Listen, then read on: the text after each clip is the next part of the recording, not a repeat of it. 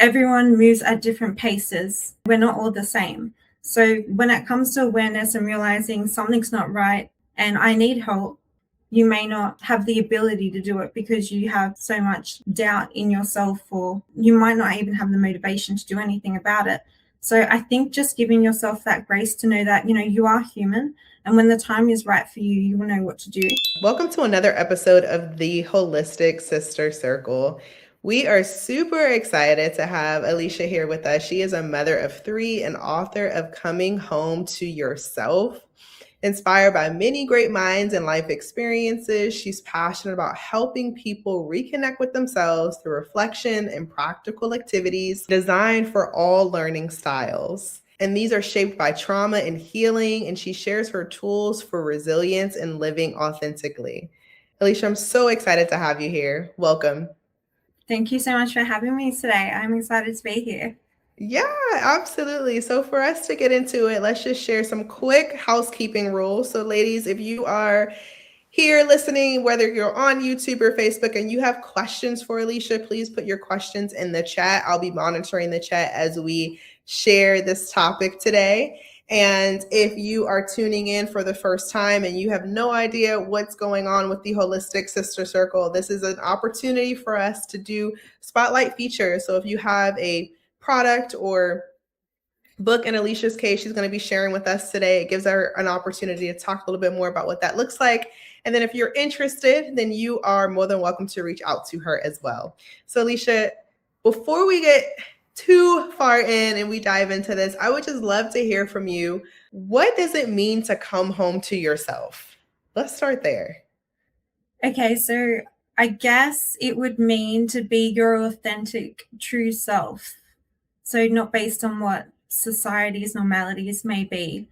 So you're basically loving everything for who you are, the good, the bad, the in-between, and also finding yourself along the way. Awesome. And I'm sure that you had to do a lot of this, hence you wouldn't have written a book about it if you hadn't. So tell us a little bit about what really inspired this journey and really just, you being able to document these moments and now share it with the world. I think I've always been the type of person that had been a really big empath, and I've been able to spot when people are going through things because of the things that I have gone through in my past. I had to learn how to love myself, not only love other people. I found that I was my own biggest critic, and through my past traumas that I hadn't healed from, I had to learn how to get through those and realize that I was actually sleepwalking through my life. Wow. And so with these tools, they've helped me to wake up and start living. And I just wanted to put it out there in the world in hopes that it helps someone. Yeah, absolutely. And again, for those of you who are just tuning in, letting you know again, this gives us an opportunity to connect with Alysha. So if you have questions, please add your questions to the chat. I'll be monitoring those questions as well as we're getting through today's topic. Alysha, this is such a powerful topic because a lot of the ladies who are part of the Holistic Sister Circle community, a lot of them are empaths.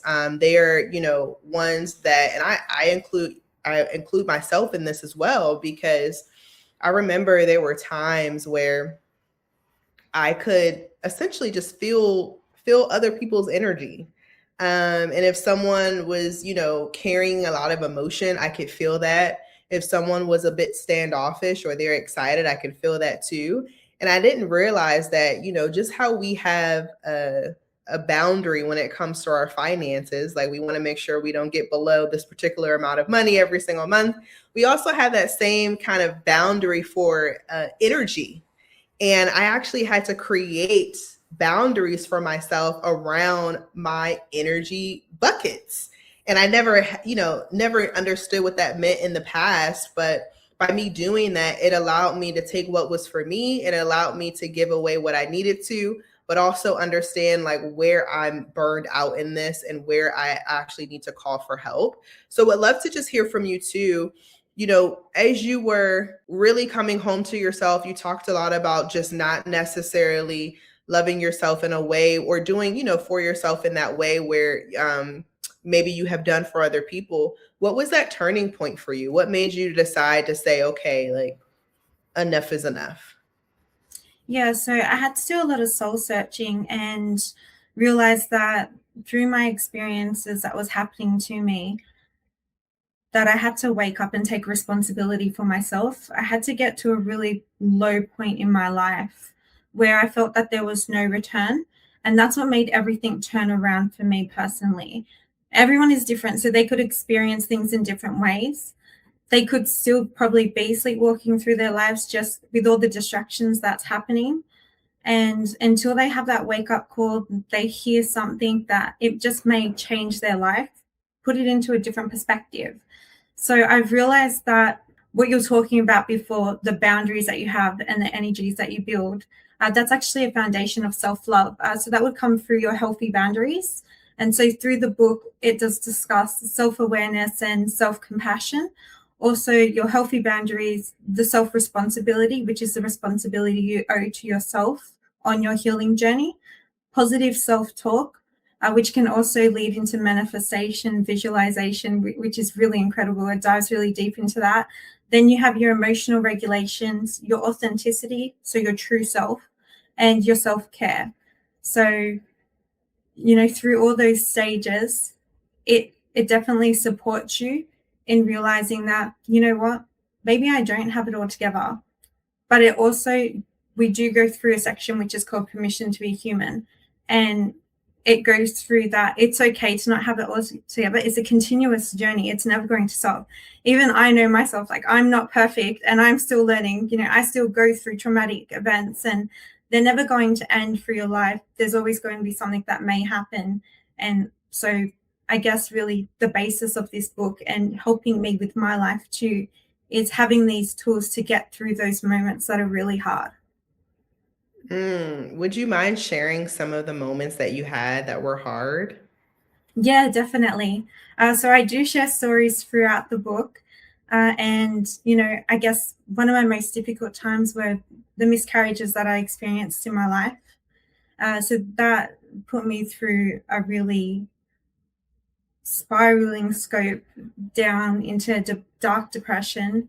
Uh, and I had a child at the time, don't get me wrong, and we were very blessed and fortunate and just thought, we're lucky to have one. But just through, I guess, the emotional trauma and the roller coaster of everything that happened, I actually felt so disconnected to my husband. He didn't even know what I was going through. I had to keep it a secret.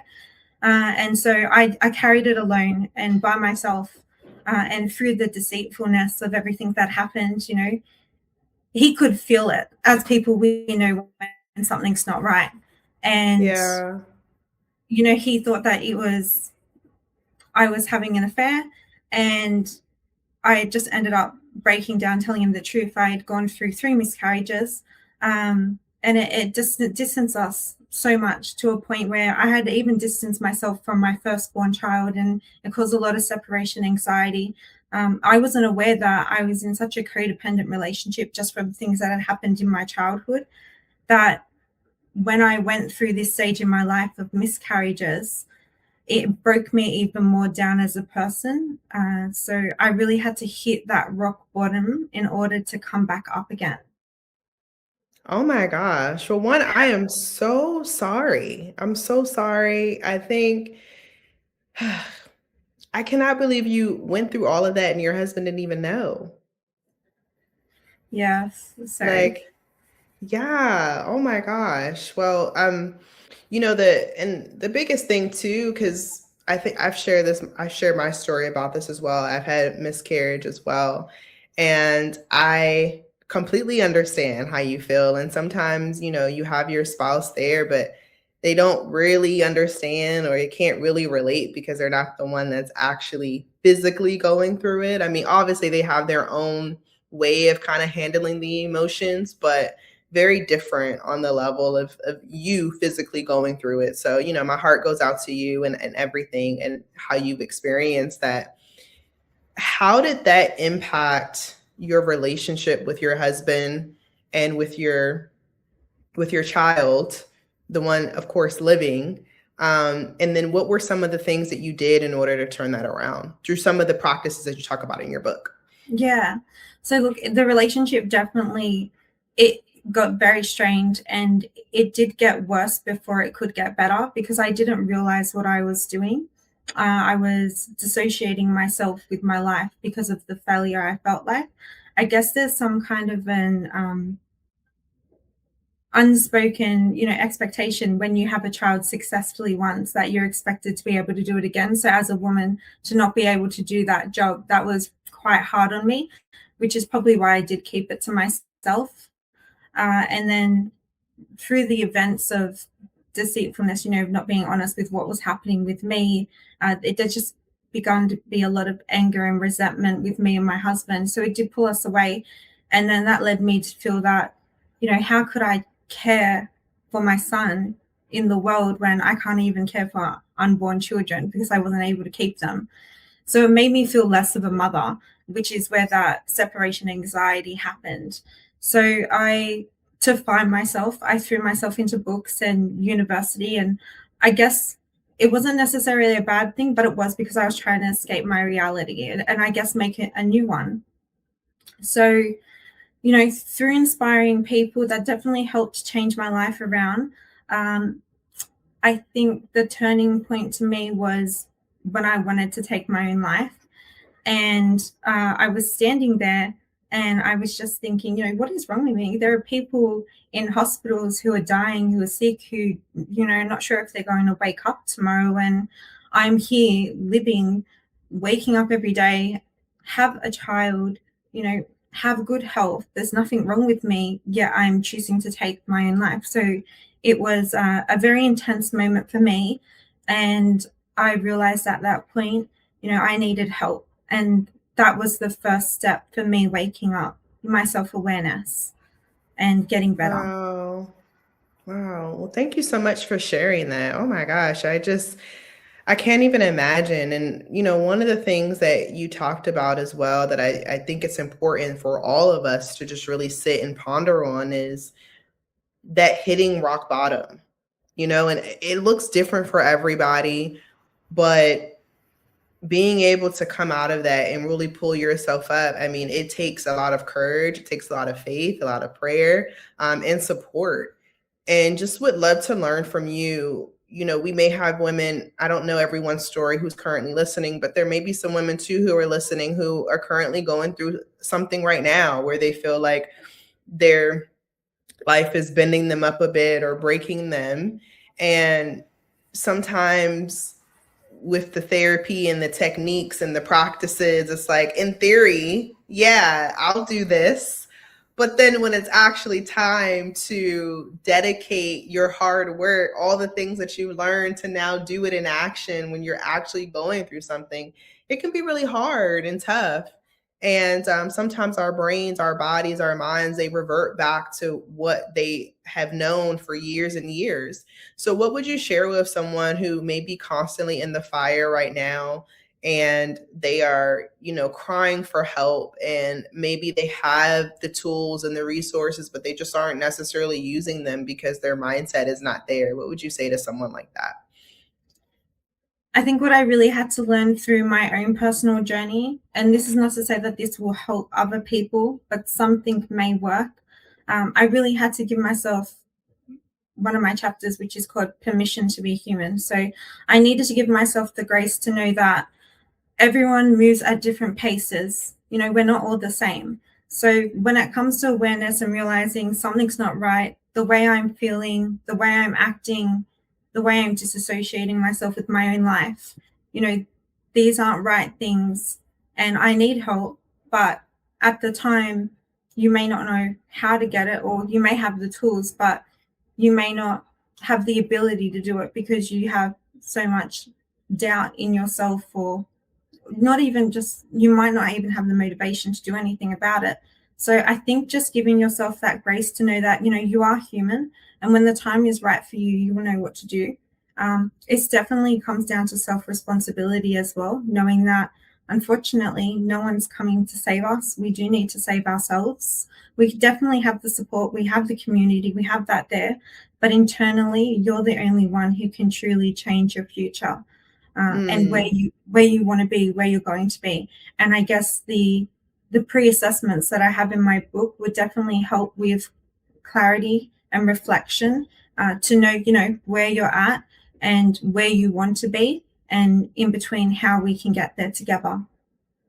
Definitely no judgment absolutely. there. So Permission to be human. Thank you so much for sharing that. I have a question that's coming in. It says, trauma can shape your identity. How do you typically reclaim the parts you thought were gone? I think this would come down to authenticity. So to reclaim the parts that you thought you were gone. You would basically need to love yourself wholeheartedly with everything, the good and the bad, because you have to realize that as we are growing, we're going through experiences that also shape us. And we may also be shaped by generational traumas that were never our beliefs. So through authenticity, we'd be able to see, was this my belief in the first place? Or did I pick it up from someone else?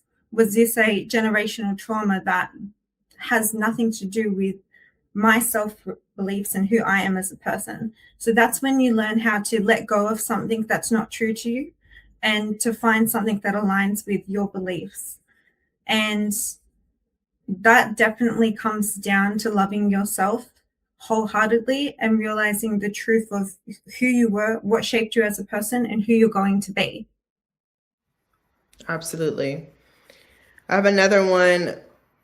It looks like, what would you say the real difference is between coping and healing? Ooh, that's a good one. I think this would probably come back to the permission to be human. This is when you're not ready to move on. Everyone moves at their own pace, everyone's journey is different.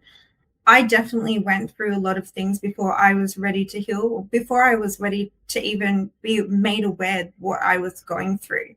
Probably spent a good 10 years of my life in deep depression without even realizing it. And I guess it wasn't until friends were saying to me, hey, remember when we had this party? And I couldn't recall any detail of it. I was definitely shutting down on co-pilot throughout my life. So I would definitely refer that to coping mechanism and not living. And until you have that light bulb moment, something triggers you to wake up and say, you know, there are gaps in my memory. What about this particular event that happened? Why did I leave it out? And then you'll be able to identify what's resonating with you, what's not in your true self, who you should truly be in order to love yourself fully, wake up and want to shift to that change to living. Yeah, absolutely. This is so good.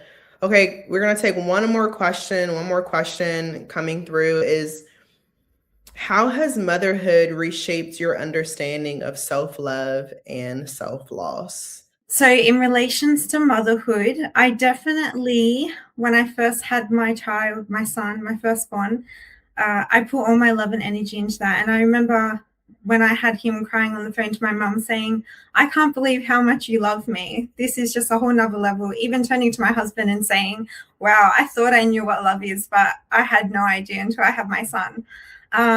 So it's a special kind of love, but I think being a mother, you do lose your self identity in your children, and you put everyone else above yourself. So with that metaphor of, putting the mask on yourself, the oxygen mask on yourself before you put it on others. Otherwise, if you're down, how are you meant to help everyone around you? So, and then me showing my children that I can love myself. And yes, after my first son and after my 3 miscarriages, I ended up having more children, by the grace of God. So I was very blessed, after going through, those traumatic experiences. I think that being a mother makes you aware of that you're a role model as well. So it just puts even that more motivation into me to be the best person that I can, live most authentically that I can, and love myself above all. So my children know that they can do the same thing as well. I love that. Oh, Alysha, thank you so much for sharing this. This has been beautiful. I'm super grateful for just the connection, you being able to share your story, your family's journey, and then also your book. Um, for us to just wrap up here, I would love for you to share with us, if anyone wanted to connect with you further and even learn more about your book, what does that process look like? Yeah, so the book will be published on Monday, so in a few more days, which is really exciting. It will be available on Amazon. um, and I also do have a platform called Self Love Circle on TikTok, where I put down basically about myself and the skills that I've picked up along the way to help me, not in relation to just self love, but also in financial abundance and health. I'm a big health fanatic too. So I just want to put all of the things that I have learned in my life out there into the world to help other people. And some very exciting news too. We've just put through an unsolicited proposal to Department of Education in Australia. So we're hoping to make a child adoption for a trauma resource for children. So that's something that will be coming up in the works within the next 5 years. Oh my gosh, that is incredible. That is so incredible. Well, thank you so much for sharing. This has been fantastic. Again, if anyone wants to connect with Alysha further, I will drop all of her social media links in the description of this episode. And check out her book. Alysha, let me know when the book is published on Monday so we can add it to the description as well. Definitely. Thank you so much for having me, Bye, and you have a lovely day. Bye, guys. Thanks Awesome. for You listening. too.